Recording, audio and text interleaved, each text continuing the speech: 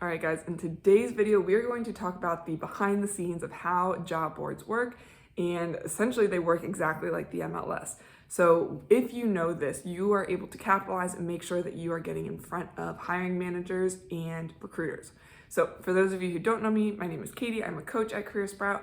On average, it takes us about 63 days to help somebody navigate the job search process. Now we can only work with a couple people at a time, so we started making these videos just to help a few more folks out, especially with everything going on right now. So after helping a few hundred folks over the last couple of years, what we realized is most people don't know that job boards work like the MLS, as I mentioned. And think about the MLS or looking at Zillow for a house when you're trying to buy a house. If you see a house on the market for a very long time, you start to wonder what's wrong with it. Even if it is the perfect house, it is possible that the agent listed the price too high or they listed it incredibly low and it's like, well, that looks a little weird. Is there a crack in the foundation? What's going on there? And it's possible that they just had it listed in the wrong spot or they had wrong keywords, whatever the case may be. But exact same thing with job boards. Most people don't realize that the longer you are on there, the lower down on the list, you are always sorted by newest on the list.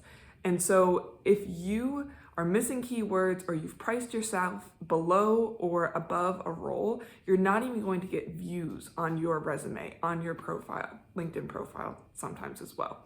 So most hiring managers, they're not scrolling to page 62 to find candidates. In fact, usually what will happen is they will find a handful of candidates and then they will stop scrolling altogether. They only need a couple of people to fill that, to be able to confidently fill that role. So they're not scrolling to page 62 to find you. So here are a couple of tips that you can use that our students use very successfully to have more hiring managers and recruiters reaching out to them. Pro tip number 1, never put a salary amount. Instead, just put NA or not applicable or $0.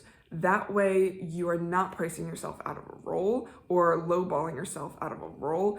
You then get to actually negotiate your salary. Now, this is where you need to do some added research to know what you should be asking, because that is going to be one of the first questions they ask you, but you want to at least get that conversation going first, and then you can share your expectations with them. We've got other videos on how to research that, and exactly there's one sentence that you should say when you are answering salary expectations.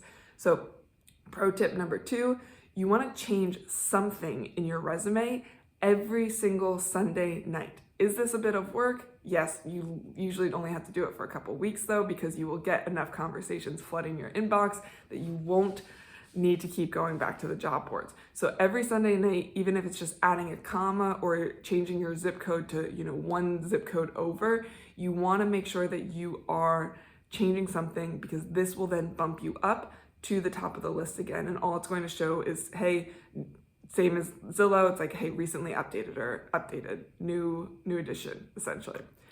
So pro tip number 1, don't put your salary, put NA or $0. Pro tip number 2, make sure you are changing something every Sunday night. Pro tip number 3, you want to optimize your resume with the exact keywords from the role description, and you should only be going after one role description. So you want to make sure you have the exact keywords from that role description so you show up when they are searching for that role description.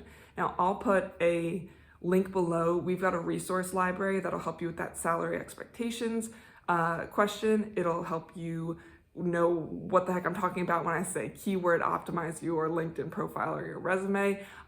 We've got a free library that walks you through exactly how to do each of those things. I'll put the link below. Those are going to be the 3 tips that if you consistently do these things, consistently update your profile, consistently respond with 0 or NA in the salary amount, and then make sure you have those exact keywords.